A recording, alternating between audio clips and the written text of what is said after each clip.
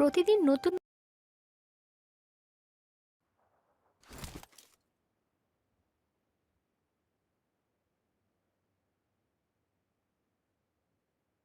প্রতিদিন নতুন নতুন ভালোবাসার গল্প পেতে আমাদের চ্যানেলটি সাবস্ক্রাইব করে বেল বাটনে ক্লিক করুন।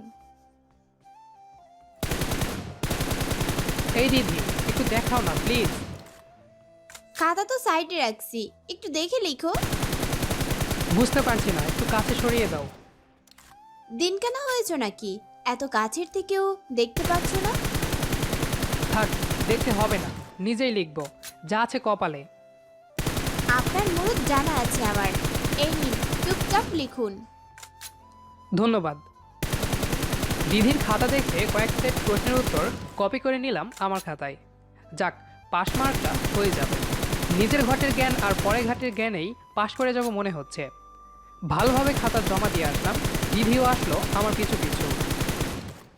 এই, তুমি পরীক্ষা হলে এত কথা বলো কেন? এটা বোর্ড পরীক্ষা। যদি খাতা বাতিল করে দেয় তখন কি হবে? আরে দেখতে পারছিলাম না, তাই একটু শুনেছি। কেন?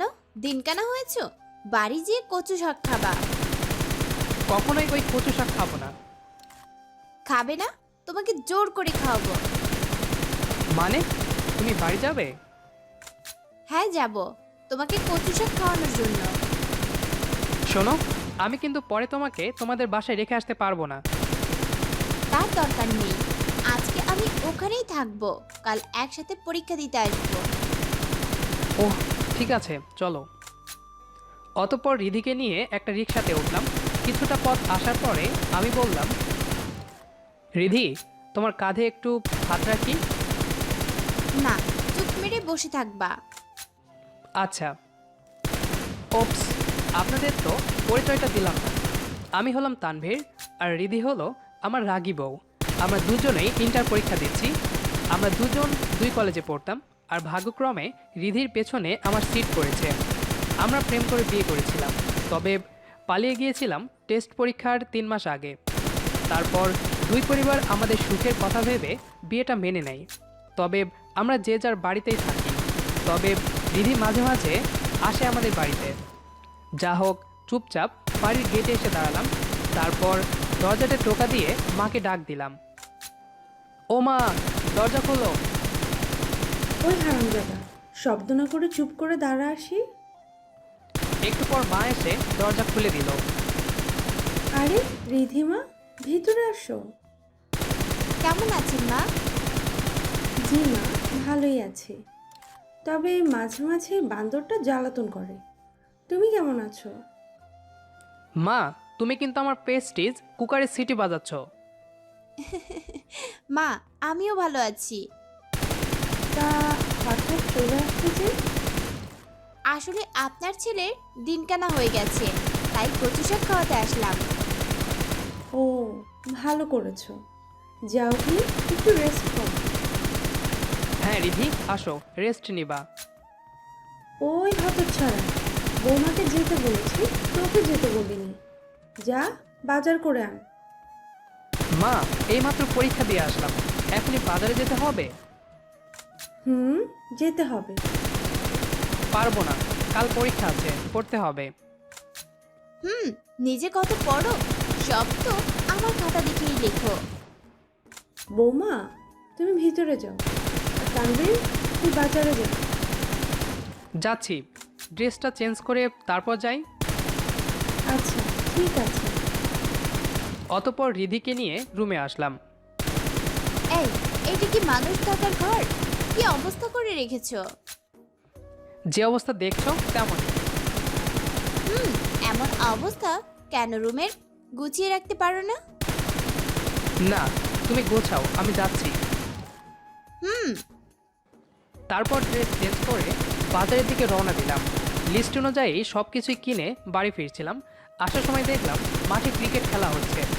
ব্যাস, বাজার রেখে আমিও খেলায় নেমে পড়লাম।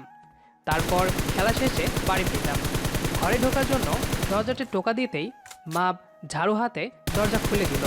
আমি অবস্থা ব্যাগতিক দেখে দিলাম দৌড়। তারপর বন্ধুদের সাথে আড্ডায় মেতে উঠলাম। সন্ধ্যার দিকে পকেটে থাকা মোবাইলটা চিৎকার করে উঠল। পকেট থেকে ফোন বের করে রিসিভ করলাম।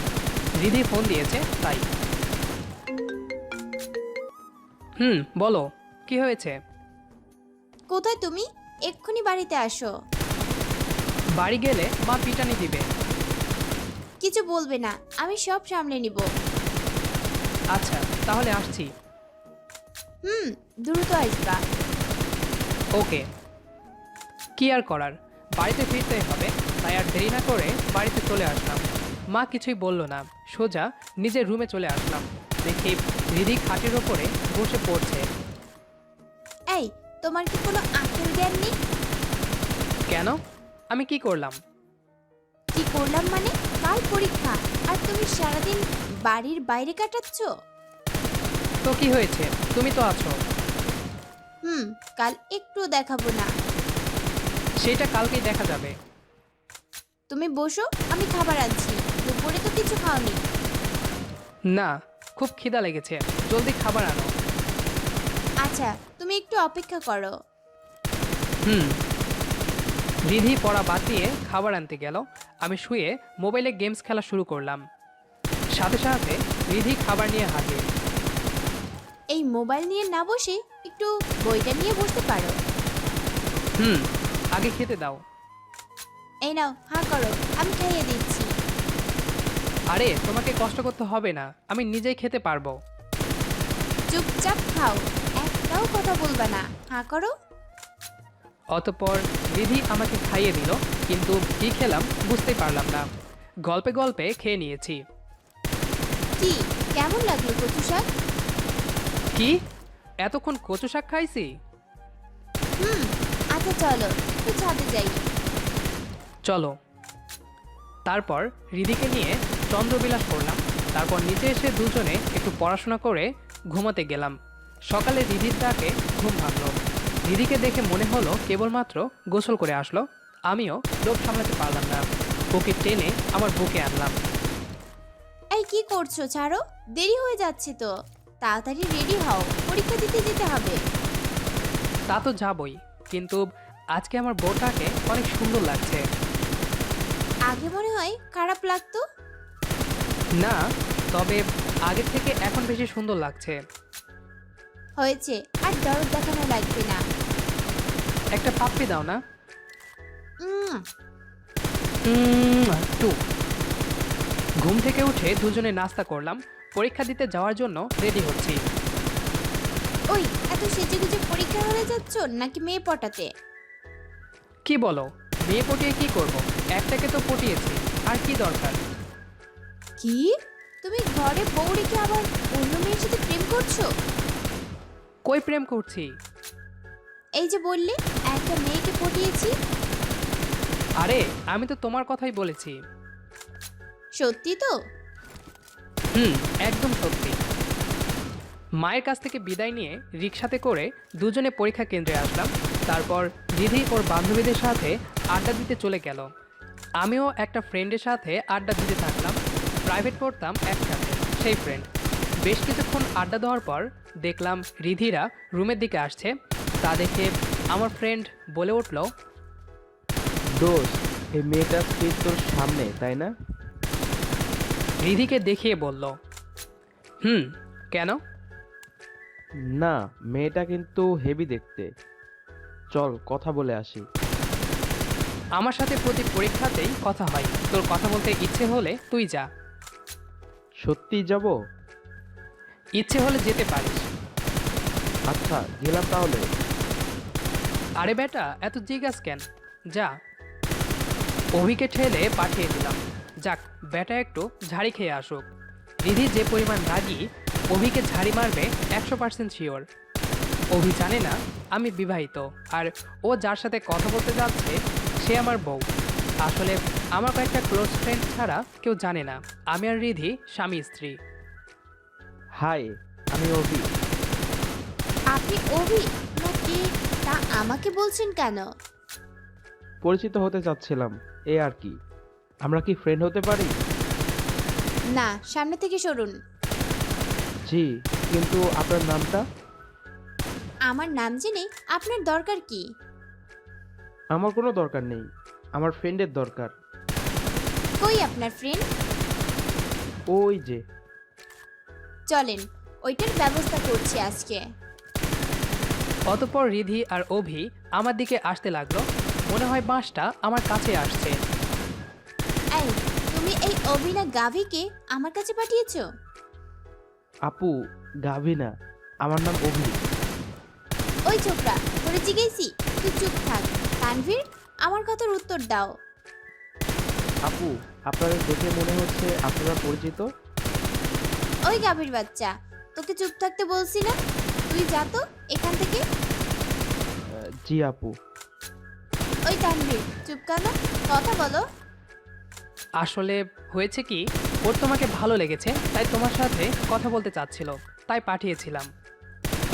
লজ্জা করে না তোমার? নিজের বউকে একজন পছন্দ করলো আর তুমি তাকে কথা বলার জন্য পাঠিয়ে দিলে? আজ থেকে আমার সাথে কথা বলবে না। বাবু রাগ করো না, আমি তো ওকে একটু বকা খাওয়ার জন্য পাঠিয়েছিলাম। আর একটাও কথা বলবে না। যা, চলে গেল। ধ্যাত, কি করতে চাইলাম আর কি হলো? একজনকে বাঁশ দিতে গিয়ে নিজেই বাঁশ খেলাম। আজকে আর প্রশ্নের উত্তর দেখাবে না, এইটা আমি শিওর। তবে আজ তেমন সমস্যা নেই। কাল রাতে রিধি জোর করে অনেক রাত পর্যন্ত পড়িয়েছে। আশা করি আজকে নিজেই লিখতে পারবো। যা হোক, অতঃপর পরীক্ষা শুরু হলো। প্রশ্ন আজকে সহজ লাগছে। যাক, বাঁচা গেল। আজকে কারো খাতা না দেখেই লিখেছি। বেশ ভালোই পরীক্ষা দিলাম। তারপর সোজা বাড়িতে। রিধির সাথে পরীক্ষার পরে আর কথা বলিনি, কারণ ওর সাথে কথা বলতে গেলে চর বসিয়ে দিত। তাই মান সম্মান পকেটে নিয়েই চলে এসেছি। বাড়িতে এসে ফ্রেশ হয়ে টিভি দেখলাম প্রায় 2 ঘন্টা। তখন খবরে দেখালো ভূগোল দ্বিতীয় পত্র পরীক্ষা কাল হবে না। তাই তাড়াতাড়ি ফোনটা হাতে নিলাম, কারণ রিধিকে জানাতে হবে। পরীক্ষা চলাকালীন সময় রিধি টিভি দেখে না, শুধু ফোন ইউজ করে কথা বলার জন্য। প্রথম 2 বার ফোন দিলাম, ধরলো না। তৃতীয়বার ধরেই ঝাড়ি দিল। ফোন দিয়েছো কেন? বলেছি না আমার সাথে কথা বলবে না। একটা দরকারি ফোন দিয়েছি। কি দরকার? তাড়াতাড়ি বলে ফোন রাখো। কালকে পরীক্ষা হবে না, কালকে পরীক্ষা পিছিয়ে দিয়েছে। এই, ফাজলামো করতে ফোন দিছিলে? ফাজলামো না, সত্যি কথা। চুপ করো ফাজিল কোথাকার, শুধু শুধু সময় নষ্ট করলে। ফোনটা কেটে দিল। মানুষের উপকার করতে নেই, শুধু শুধু ঝাড়ি মারল। না বলাই ভালো ছিল। ফোনটা পাশে রেখে আবার টিভি অন করলাম, কারণ কালকে পরীক্ষা নেই। যাক, ভালোই হয়েছে, আজকে একটু আইপিএল দেখতে পারবো। হঠাৎ করে পাশে থাকা ফোনে গান বেজে উঠল। রিধি ফোন দিয়েছে। সাথে সাথে ফোন রিসিভ করলাম। বাবু, আই এম সরি, আমি না বুঝে তোমাকে বকা দিছি, প্লিজ রাগ করো না। হুম। এই, তুমি আজ আমার খাতা থেকে কিছু দেখলে না কেন? আমি নিজেই পারছিলাম, তাই দেখি নাই। বাবু, তুমি কি রাগ করে আছো এখনো? না। তাহলে অল্প কথা বলছো কেন? কথা বেশি বললেও দোষ, কম বললেও দোষ। তোমার সময় নষ্ট হচ্ছে, ফোন রাখো। এই, বললাম তো সরি, তাও কেন এমন করছো? এই এক কাজ করি, কাল তো বন্ধ, তাহলে বিকেলে একটু ঘুরতে যাই। তো যাও, বারণ করেছে কে? তুমি তাহলে বিকেলে আমাদের বাড়িতে চলে আসবা। আচ্ছা, আসবো। কি আর করব, রিধির সাথে ঘুরতে ভালোই লাগে, তাই আর না করলাম না। যাক, রাগের অভিনয়টা কাজে দিয়েছে। বিকালে রেডি হয়ে শ্বশুরবাড়ির সামনে হাজির। আমাদের বাড়ি থেকে রিধিদের বাসায় যেতে 15 মিনিট লাগে। ওদের বাসা শহরে আর আমাদের বাসা গ্রামে। রিধিদের বাসার নিচ থেকে ওকে ফোন দিলাম। হ্যালো রিধি, তুমি কই?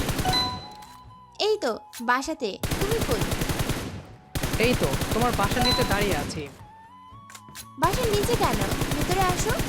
আর আমার একটু সময় লাগবে, ভিতরে এসে বসো। আচ্ছা, আসতেছি। অতঃপর রিধিদের বাসাতে প্রবেশ করলাম। সাথে সাথেই শাশুড়ির সাথে দেখা হয়ে গেল। শাশুড়িকে দেখলে মনে হয় রিধির বড় বোন, কারণ আমার শাশুড়ি এখনো জোয়ান। রিধি তাদের একমাত্র মেয়ে। বাবা কেমন আছো? ভেতরে এসো। জি, আমি ভালো আছি। আপনি কেমন আছেন? এই তো চলছে। তোমরা কি কোথাও যাবে? জি, একটু বাইরে ঘুরতে যাব। ও আচ্ছা, যাও দিদি, রুমে গিয়ে বসো। রিধি কি ভেতরে আছে? ওর রুমেই আছে। আচ্ছা। শাশুড়ি আম্মার থেকে বিদায় নিয়ে রিধির রুমের সামনে আসলাম। দরজাতে হালকা টোকা দিয়ে জিজ্ঞেস করলাম, রিধি, ভেতরে আসতে পারি? আসো। নিজের বউয়ের রুমে আসতে অনুমতি লাগে? অবশ্যই লাগে। বুঝেছি মশাই, একটু বসুন, আমার প্রায় হয়ে গেছে। এত সেজে কি হবে, তাড়াতাড়ি করো। আরেকটু। রিধি আমাকে একটু সময়ের কথা বলে পাক্কা 15 মিনিট বসিয়ে রাখলো। আটা, ময়দা, সুজি, সোয়াবিন তেল সব কিছু গালে ঘষলো। তারপরও ভালোই লাগছে। আমার হয়ে গেছে, এবার চলো বেরিয়ে পড়ি। চলো, কিন্তু কোথায় যাবে? চলো আশেপাশে কোনো একটা পার্কে ঘুরে আসি। ওকে। অতঃপর রিধিকে নিয়ে নলডাঙ্গা রাজবাড়ি রিসোর্টে চলে আসলাম। পার্কটা নতুন, তবে অনেক সুন্দর। বেশ কিছুক্ষণ ঘুরে দেখলাম। এই চলো ঝালমুড়ি খাই। আচ্ছা চলো। আমাদের এখানে ঝালমুড়িটা খুব ভালো তৈরি করে, আর আমার আর রিধির দুজনেরই ঝালমুড়ি প্রিয় খাবার। হঠাৎ করেই মাথার যন্ত্রণা শুরু হলো আমার। এটা বেশ পুরাতন রোগ। রোদে ঘুরলে বা বৃষ্টিতে ভিজলে রোগটা চেপে বসে। প্রচণ্ড মাথা ব্যথা শুরু হবে বুঝতে পারলাম, তাই রিধিকে বাড়িতে ফিরে আসার কথা বললাম।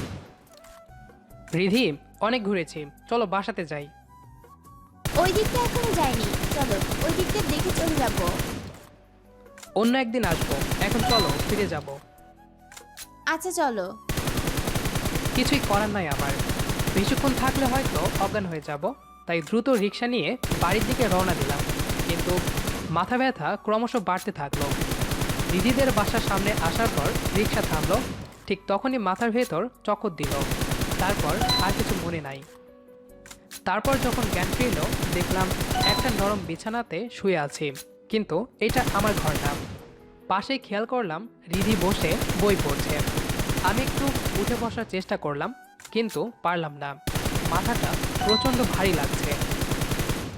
আই উঠতে হবে না, শুয়ে রেস্ট করো। আমি এখানে কেন? বাড়ি ফেরার সময় আমাদের বাড়িতে আসার পর তুমি অজ্ঞান হয়ে রিক্সায় পড়ে গেছিলে। ওহ আচ্ছা, বাড়ি যেতে হবে, মা টেনশন করবে। আমি মাকে ফোন করে জানিয়ে দিয়েছি। আচ্ছা। কি হয়েছিল তখন? একটু মাথা যন্ত্রণা করছিল। তা আমাকে বললি কি হতো? ভেবেছিলাম ঠিক হয়ে যাবে, তাই শুধু শুধু টেনশন বাড়াতে চাইনি। হ্যাঁ, আমি তো তোমার কে যে আমাকে বলবা? আরে এমনটা নয়। বুঝেছি। কেমন? পাশে দুধের গ্লাস রাখা আছে, খেয়ে চুপচাপ ঘুমাও। আচ্ছা ঠিক আছে। রিধি দুধের গ্লাসটা আমার দিকে এগিয়ে দিল। দুধ হচ্ছে আমার প্রিয় খাবারের ভেতর অন্যতম, তাই এক চুমুকেই পুরো 1 গ্লাস দুধ সাভার করে দিলাম। এইবার চুপচাপ শুয়ে থাকো, আমি মাথা টিপে দিচ্ছি। না থাক, তুমি পড়ো। চুপ থাকবে একদম। আচ্ছা। অতঃপর রিধি আমার পাশে বসলো। তারপর বইটা আমার বুকে রেখে মাথা টিপছে, সাথে বই পড়ছে। আমার খুব ভালোই বোধ হচ্ছে, আর রিধির দিকে তাকিয়ে আছি। এই ওইভাবে তাকিয়ে আছো কেন? তোমাকে দেখছি। অত দেখতে হবে না, আমার লজ্জা লাগছে। ঠিক আছে, দেখবো না। ওই দেখবা না কেন? 100 বার দেখবা। তুমি তো এইমাত্র দেখতে বারণ করলে। আমি বারণ করেছি বলে দেখবা না? আছে তো। বলেই বুক থেকে বইটা সরিয়ে রিধিকে বুকের মাঝে চেপে ধরলাম। এই কি করছো? ছাড়ো, কেউ দেখে ফেলবে। দেখলে দেখবে, এটা আমার অধিকার। ও তাই? বেশ কিছুক্ষণ থাকার পর শাশুমা খেতে ডাকলো। দুজনে খেতে গেলাম।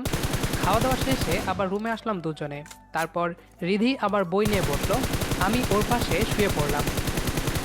এই রিধি, বই রেখে একটু আমার পাশে আসো, একটু গল্প করি। তোমার সাথে গল্প করলে পড়া কে পড়বে শুনি? আহাব, কালকে তো বন্ধ, শুধু আজকের রাতটা পড়া বন্ধ রাখো, কালকে তো আমি আর থাকবো না। আচ্ছা ঠিক আছে। অতঃপর রিধি বই রেখে আমার পাশে এসে শুয়ে পড়লো। আমিও ওকে জড়িয়ে ধরলাম। তারপর একটা শান্তির ঘুমে হারিয়ে গেলাম।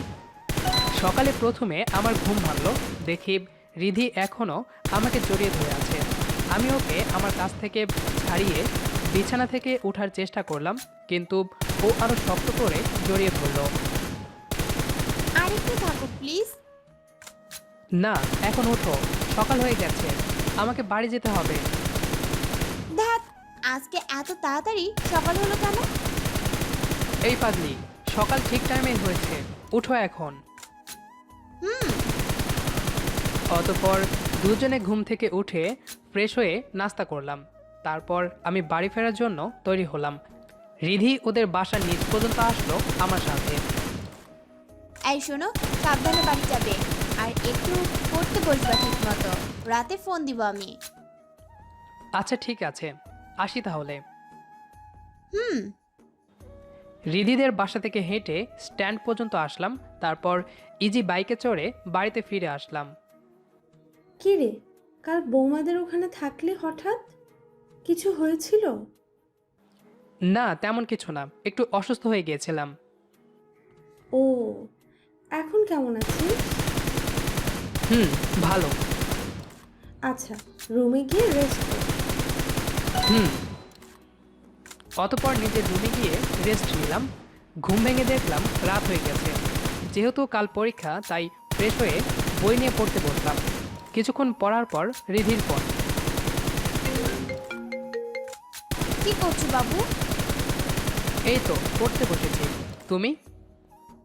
আমিও পড়ছি। কি ব্যাপার, আজকে নিজে থেকেই পড়তে বসছো? এমনি। আচ্ছা পড়ো, কাল দেখা হবে। শুভরাত্রি। বাই, শুভরাত্রি।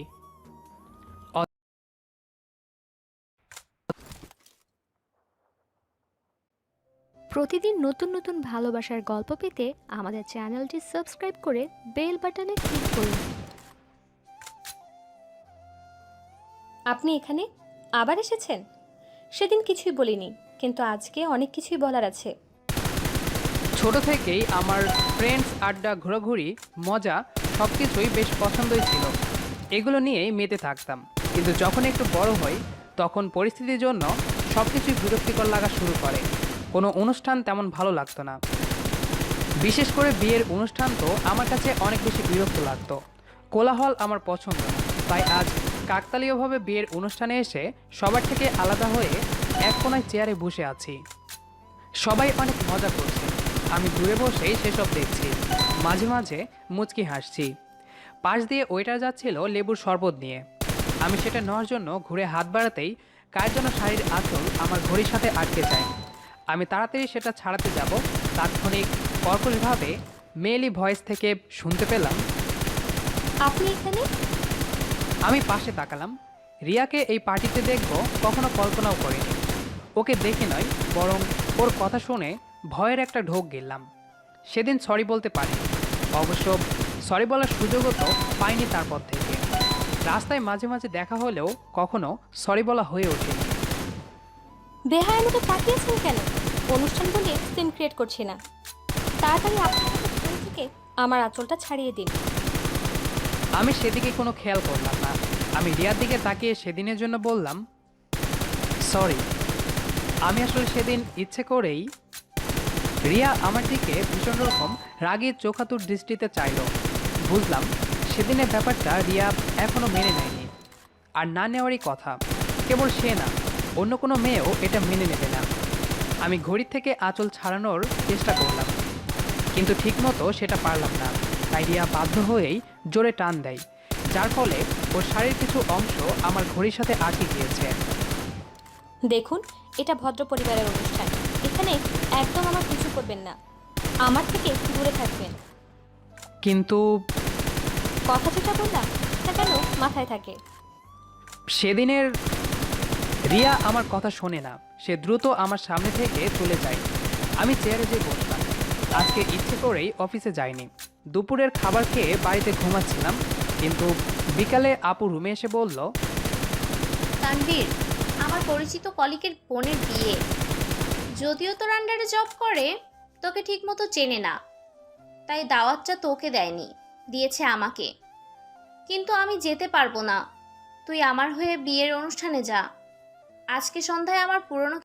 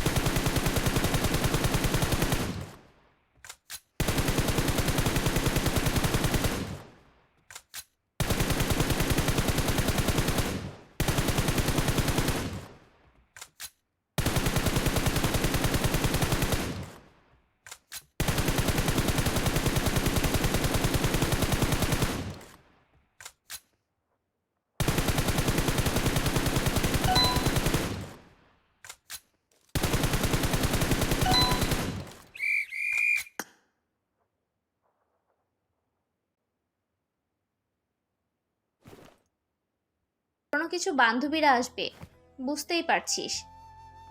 আপু তুমি তো জানোই যে আমার এসব ভালো লাগে না। দেখ তানভীর, মেয়েটা তো আর তোর জীবনে আসবে না। কেন তার জন্য 5 বছর এমন চুপচাপ একা থাকিস? প্লিজ যা। তুই না গেলে আমি কথা বলবো না তোর সাথে। আচ্ছা যাচ্ছি, বাট তুমি কোনো মায়ের কথা বলবা না। আমার ভালো লাগে না এখন নামটা শুনতে। আপু রুম থেকে চলে যায়। আমি ফ্রেশ হয়ে রেডি হয়ে বিয়ের অনুষ্ঠানে আসি। বড় মাল্টিন্যাশনাল কোম্পানির চেয়ারম্যান আমি, তবে আমি ঠিকমতো সবার সামনে আসি না। এজন্য আমার হাতে গোনা কয়েকজন ছাড়া তেমন কেউ চেনে না। সবটা আমি লোক দিয়ে করাই, আইডিয়াটা আমার। আমি চেয়ারে বসে এসব কিছুই ভাবছি, তখনই মাইকে শুনলাম, সবাই শুনুন, আমাদের কোম্পানির চেয়ারম্যান আজকে আমাদের সবার সামনে উপস্থিত আছে। সবাই তার নাম জানে, কিন্তু তাকে হয়তো আমার মতো অনেকেই চেনেন না, অনেকে দেখেননি, অথচ তিনি সবার সামনেই বসে আছে। তানভীর স্যার, প্লিজ বিয়ের স্টেজে আসুন। আমি কিছুটা চমকে উঠলাম। নিশ্চয়ই আপু ফোন করে তার কলিগদের বলেছে এসব। চেয়ার থেকে উঠতে যাব, আপুর মেসেজ আসলো। সরি তানভীর, একটু তো এনজয় কর। আমি মুচকি হাসলাম। প্রিয় মানুষদের কোনো বৈশিষ্ট্য নেই, তারা যেমনই হোক না কেন কাছের মানুষটাকে ভালো রাখার জন্য যে কোনো কিছুই করতে পারে। এর জন্য বন্ধুগুলোই বেশি ভূমিকা রাখে। লাইটিং ফোকাস আমার দিকেই করা হলো, আর নিজেকে লুকিয়ে লাভ নেই। আমি মাথা নিচু করে সোজা হেঁটে স্টেজে উঠলাম। এতক্ষণ যাদের সাথে বসে টুকটাক গল্প করেছি তাদের দিকে অকারণেই চোখ গেল আমার। ওনারা হা করে চেয়ে আছে। রিয়ার দিকেও তাকালাম। রিয়া সামনে সারিতে বসে আছে, আমার দিকে দূরদর্শিতার বিস্ময়কর চাহনি দিয়ে তাকাচ্ছে। আমি মুচকি হাসলাম। মাইকে কয়েকটা কথা বলে যখনই স্টেজ থেকে নামবো, দেখি কালো কোট পরা একটা ছেলে আমার দিকে হাত উঁচিয়ে কাকে যেন দেখাচ্ছে আমার। আমি সেদিকেই তাকিয়ে আছি। লোকটার ওয়াইফ সামনে আসলো। মুখের দিকে তাকিয়ে অবাক হলাম। মুখ দিয়ে ছোট্ট করে একটা শব্দ বের হলো, মায়া। আমি স্টেজ থেকে নেমে আর দাঁড়ালাম না, বিয়ের অনুষ্ঠান থেকে বের হয়ে চলে এলাম। ড্রাইভার বলল, স্যার গাড়িতে উঠুন। আমি ওনাকে বললাম, আপনি আমার পেছনে আসুন গাড়ি, আমি হাঁটবো একটু। কোটটা গা থেকে খুলে হাতের ওপরে রেখে পকেটে হাত গুজে হাঁটছি। সময় জিনিসটা বড্ড বেইমানি করে।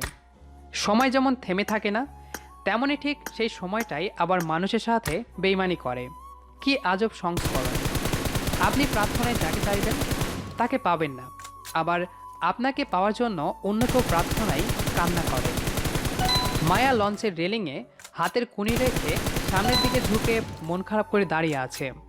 ঠিক রাত 9টায় লঞ্চ ছেড়ে যাবে সদরঘাট। এখন 4টা বেজে 13 মিনিট। আর মাত্র 47 মিনিট আমি তার সাথে থাকতে পারবো। নিজের মতো করে দু হাতে নিজের মুখ চেপে ধরল, আর তারপর আমার দিকে তাকিয়েই খিলখিলিয়ে হেসে দিল। হাসলে তার গালে টোল পড়ে।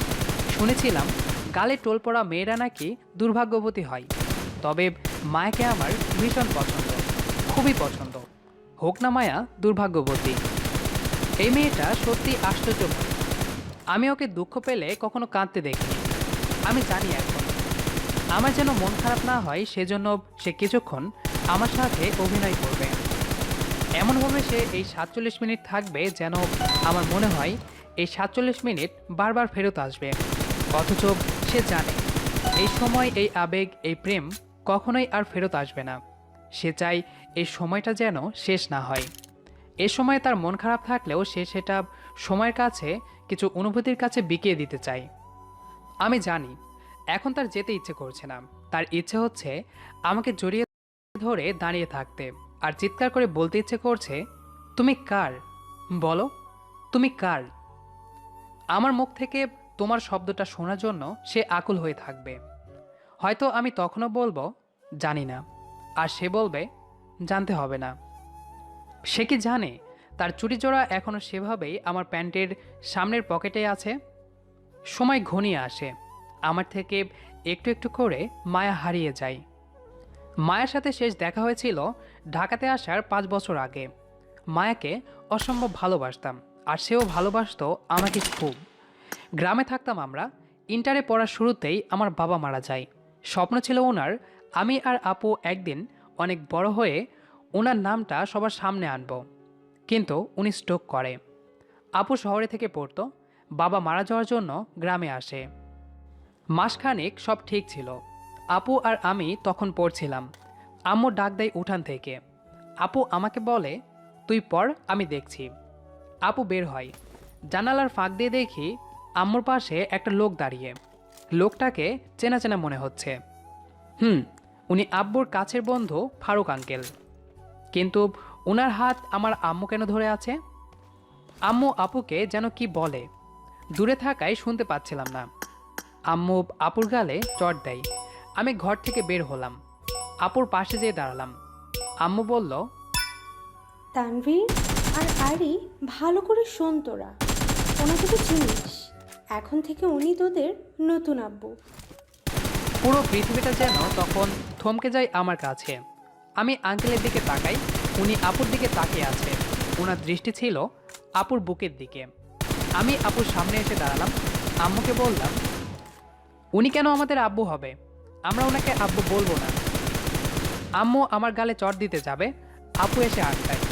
আপু আমাকে বলে, ভাই তুই ঘরে যা, তুই ছোট, বুঝবি না। আম্মু, ওর সামনে প্লিজ এমন কিছু করো না। ও তোর আব্বুকে খুব ভালোবাসতো, ওর দিক থেকে ব্যাপারটা বোঝার চেষ্টা করো। আম্মু আপুকে কিছুই বলে না, তবে আমার দিকে তাকিয়ে বলল, এখন থেকে ওনাকে আব্বু বলবি। আমরা বিয়ে করে এসেছি, ওনার স্ত্রী নেই। উনি আমাকে ভালোবাসতো, আর আমিও বাসতাম। আপু আমার দিকে তাকিয়ে নিল একবার, তারপর আম্মুকে বলল, এখন বুঝতে পেরেছি আম্মু, কেন আমাদের বাবা মারা গিয়েছে। তোমার অ্যাফেয়ার সম্পর্কে জেনেছিল বলেই তিনি সেটা মেনে নিতে পারেনি। আম্মু রেগে যেয়ে বলল, তো কি হয়েছে? থাকতে হলে এখানে থাক, না হলে বেরিয়ে যা। আম্মু লোকটাকে নিয়ে বাড়ির মধ্যে চলে যায়। আমি আপুর হাত ধরে বললাম, আপু আমি লোকটাকে আব্বু বলবো না। তুমি বলো, ওরাই আমার আব্বুকে মেরেছে, তাই না? আপু আমাকে জড়িয়ে ধরে কান্না করে। আপু সেদিন কিছুই বলে না। পরের দিন কলেজে যাই। মায়া আসে। মায়া আর আমি একসাথে পড়তাম। মায়া এসে বলে, তানভীর, বাবা না আমার জন্য ছেলে দেখছে, বিয়ে দেবে, আমাকে বিয়ে করবে? আমি মায়ের দিকে তাকাই। মায়া আমার দিকে বিষণ্ণ মন নিয়ে উত্তর শোনার জন্য বসে রইল। আমি নিজের কষ্টগুলো চেপে রেখে মায়াকে বললাম, আমি কেন তোমাকে বিয়ে করব? আমি তো তোমাকে ভালোবাসি না, আর তাছাড়া আমি তো কিছু করি না। মায়া আমার হাত ধরে বলে, চলো আমরা পালিয়ে যাই। মায়ের দিকে শুকনো দৃষ্টিতে চেয়ে থেকে বললাম, পালানোর পর তোমাকে কি করে খাওয়াবো? তবে তুমি অপেক্ষা করো, একদিন আমি অনেক বড় হব, সেদিন আমি তোমাকে বিয়ে করব। মায়া চলে যায়। পরের দিন থেকে আর আসে না ও। আমি নতুন আব্বু, আপু আর আম্মু থাকি একই বাড়িতে। আপু সেদিন ঢাকায় চলে যাবে, তাই রাতে গোছাচ্ছিলাম। মায়া জানতো ভোর রাতের লঞ্চে আমি আপুকে এগিয়ে দিতে আসি প্রতিবার, এজন্য সে দেখা করতে আসতো। আপুর সাথে ওর ওভাবেই পরিচয় হয়। আমি সন্ধ্যা রাতে ঘুমিয়ে পড়ি, আপুকে দেখছিলাম পড়ছিল। ঘুমানোর এক পর্যায়ে গঙ্গানির একটা আত্মচিৎকার শুনতে পাই আমি। কেউ যদি খুব জোরে কারো মুখ চেপে ধরে, তখন সে চিৎকার করার জন্য যে আওয়াজটা করে সেটাই গঙ্গানির শব্দ। আমি তাড়াতাড়ি উঠে ঘরের লাইট জ্বালাই, দেখি আপুর বিছানায় নতুন আব্বু, আর আপুর ওড়না নিচে পড়ে আছে। আপুর মুখ চেপে ধরে রেখেছে তিনি। আপুর পা ছটফট করছে। আমি দৌড়ে টেবিল ল্যাম্প হাতে নিয়ে নতুন আব্বুর মাথায় জোরে বাড়ি দেই। উনি নেশার ঘরেই ছিল, জানি না উনি জ্ঞান হারিয়েছিল কিনা, তবে জোরে চিৎকার দেয়। আম্মু দৌড়ে আসে। আমার হাতে রক্তে মাখা ভাঙ্গা টেবিল ল্যাম্প, আর বিছানায় আপু ওড়না ছাড়া বসে আছে। আমি নিচ থেকে ওড়না তুলে আপুকে দিলাম। আম্মু গালি দিয়ে আমার দিকে এগিয়ে এসে কয়েকটা চড় দিল। তার বাচ্চা, নায়ক হয়ে গিয়েছিস তাই না? কি করেছিস তুই? আম্মু, লোকটা ভালো না, আপুর সাথে জোর করে। চুপ, তোর আপুই তো খারাপ। আম্মু, তুমি আমার আপুকে খারাপ বলবা না, না হলে। না হলে কি? তোদেরকে পেটে ধরেছি আমি। এইসব কিছু না ছিল না তোর বাপের, সব আমার জন্য হয়েছে, বুঝেছিস? তোকে তো আমি। আম্মু আমার দিকে এগিয়ে আসছিল। নতুন আব্বুর মদের বোতল আপুর বিছানায় পড়েছিল। আপু সেটা তুলে নিয়ে পেছন থেকে আম্মুর মাথায় জোরে আঘাত করে। আম্মুও নিচে পড়ে যায়। আপু এসে আমাকে জড়িয়ে ধরে বলে, ভাই চল, তোকে ঢাকায় নিয়ে ফুপুদের বাড়িতে রাখবো। সেদিন ভোর রাতে আমি আর আপু লঞ্চে উঠে চলে আসব। দূর থেকে দেখি মায়া দৌড়ে আসছে আমার দিকে। লঞ্চ ছাড়তে এখনও 47 মিনিট বাকি। তারপর দূর থেকে কেবল মায়ার আকৃতিটা ছোট থেকে আরও ছোট হতে থাকে। স্যার, অনেক রাত হয়েছে, বাসায় যাবেন না? আর কতক্ষণ ব্রিজের উপর দাঁড়িয়ে থাকবেন? আমি পেছনে তাকালাম। ড্রাইভার আমার দিকে তাকিয়ে কথাটা বলল। আমি হাত ঘড়ির দিকে তাকালাম। 12টা বাজতে গেছে। সময় দেখার সাথে সাথে চোখ পড়ল রিয়ার শাড়ির অংশটাও। আমি ঘড়িটা খুললাম না, ওভাবেই থাকুক, কাপড়টা দেখতে ভালো লাগছে। ঢাকায় আসার পর ফুপার ব্যবসা আর আপুর সহযোগিতায় নিজেই কোম্পানি খুলেছিলাম। আস্তে আস্তে সেটা বড় হয়। আমি ঠিকই বড় হয়েছিলাম, কিন্তু মায়া ছিল না আমার পাশে। চলুন, গাড়ি স্টার্ট দিন। আমি গাড়িতে যেয়ে বসলাম। বাড়িতে চলে আসলাম 10 মিনিটের মধ্যে। 5 তলা বিশাল বাড়িতে আমি আর আপু থাকি। আপু আজও বিয়ে করেনি, কারণ একটাই, আমি যদি আদর কম পাই। কিছু মানুষ থাকে যারা কেবল নিঃস্বার্থভাবে প্রিয় মানুষটাকে তার সবটা দিয়েই ভালোবাসে, প্রয়োজনে সে কিছুই চায় না তার পাশে থাকা ছাড়া। আপু আমার জন্য সোফাতে বসে আছে। আমি আপুর দিকে তাকিয়ে কিছুই বললাম না, সোজা রুমের দিকে চলে গেলাম। আপু ডাকলো না আমাকে, কারণ আপু জানে আমার এখন মন ভালো নেই, তাই সে কোনো প্রশ্ন করে কিছু জানতে পারবে না। 2 দিন পর অফিসে যাচ্ছি। ট্রাফিক সিগন্যালে গাড়ি দাঁড়ালো। আমি জানালা খুলে আশেপাশে দেখছি। বাস স্টপে তাকাতেই চোখ আটকে যায় আমার। রিয়া দাঁড়িয়ে আছে। আমি দরজা খুলে বেশ জোরে হেঁটেই রিয়ার পেছনে যেয়ে দাঁড়ালাম। রিয়া, একটু শুনবেন? রিয়া আমার দিকে তাকালো। আমার থেকে চলে যেতে চাইবে, তার আগেই আমি জোরে চিৎকার করে বললাম, কথা কি কানে যায় না আপনার? কি সমস্যা? বললাম না আমার কথা শুনতে। আমি এসেছি আপনাকে সেদিনের জন্য সরি বলতে। আমি সেদিন ইচ্ছে করে আপনাদের বাড়িতে যেয়ে এমন করিনি। ওরা বলেছিল গলির মোড়ে দাঁড়িয়ে থাকে মাস্তান লিমন আর তার ছেলেপুলেরা। ওরা আমাকে ডেয়ার দিয়েছিল। আমি জানতাম না সেদিন আপনার বিয়ে ভেঙে যাবে, বা আপনার বিয়ে হওয়ার কথা ছিল। জানলে কখনোই আমি আপনাদের বাসায় যেতাম না। আপনি কেন ভুল বুঝছেন? আর সেদিন আপনাদের বাড়িতে কথাগুলো বলার সুযোগ পাইনি, কারণটা নিশ্চয়ই বুঝতে পারছেন। সরি সেদিনের জন্য। আর সেদিনের পর আপনার পেছনে 15 দিন ধরে ঘুরছি এই সরি বলার জন্য।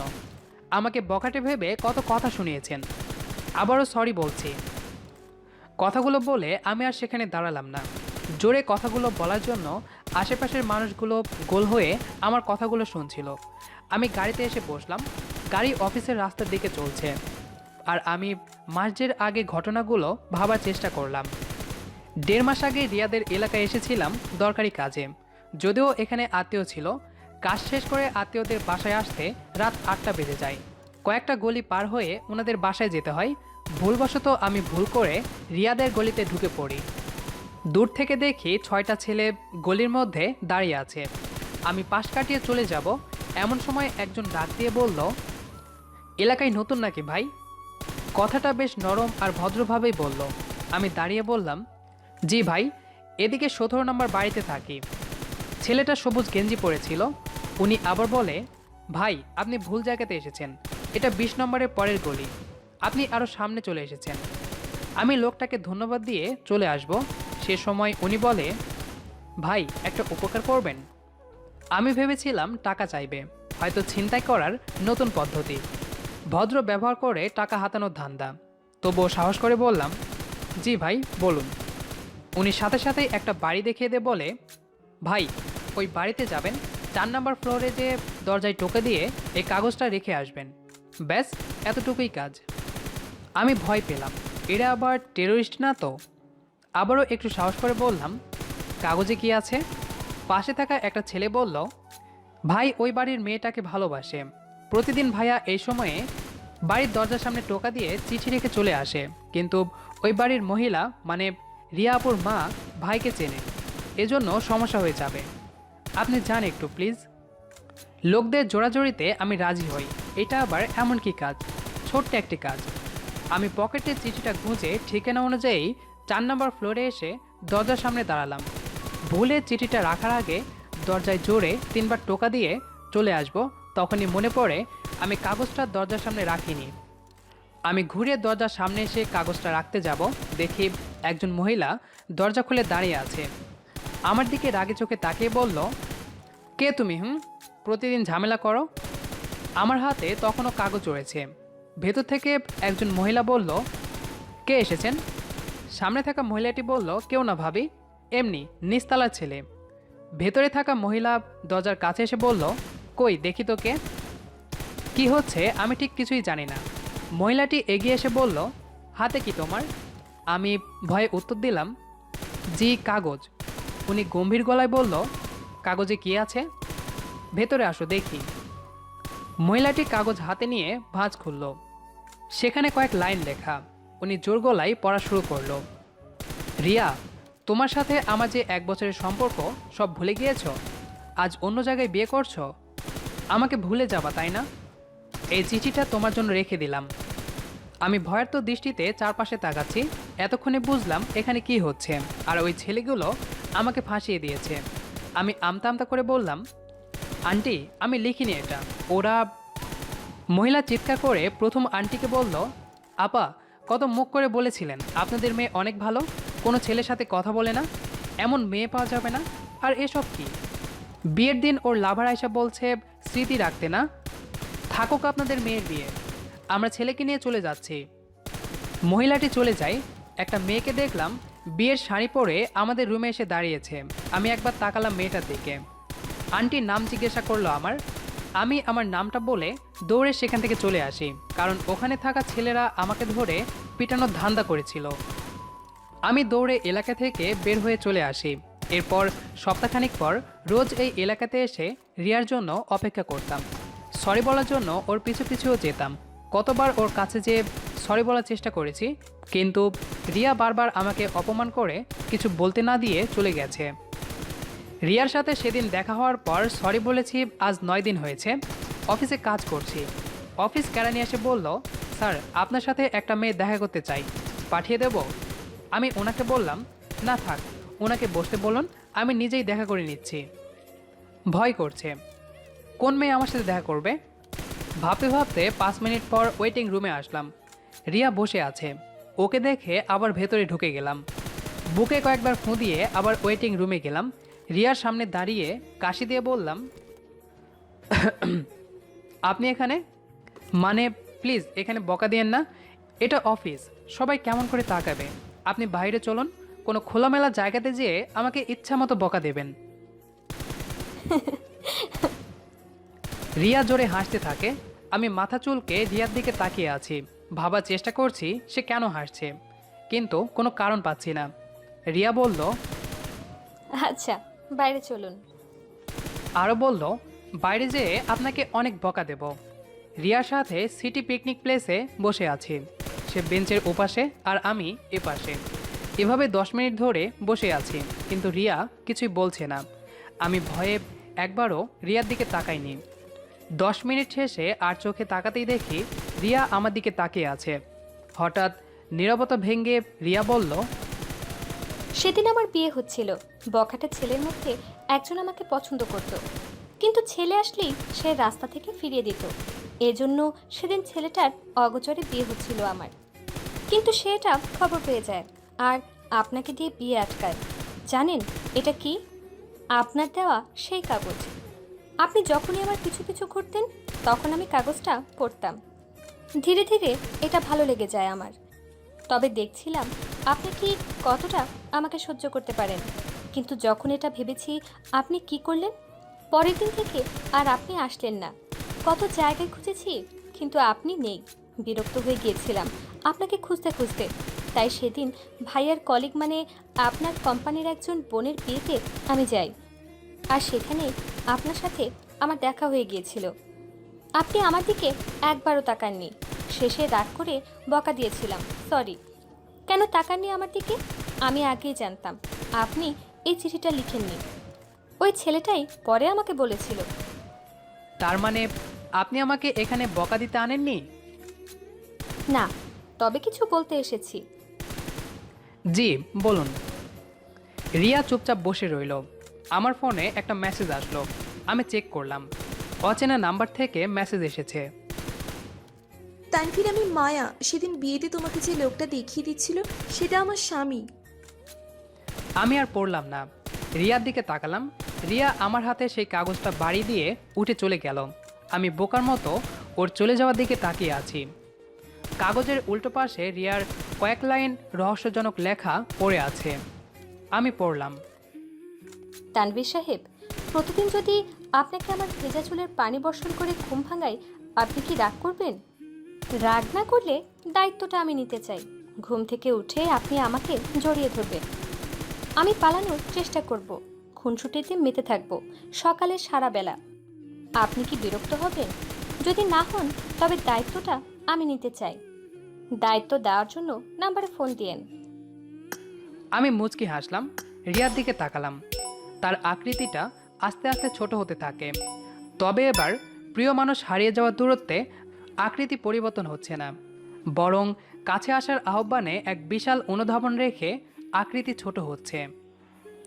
গল্পটি আপনাদের কাছে কেমন লেগেছে সেটি অবশ্যই কমেন্ট করে জানাবেন। ধন্যবাদ সবাইকে।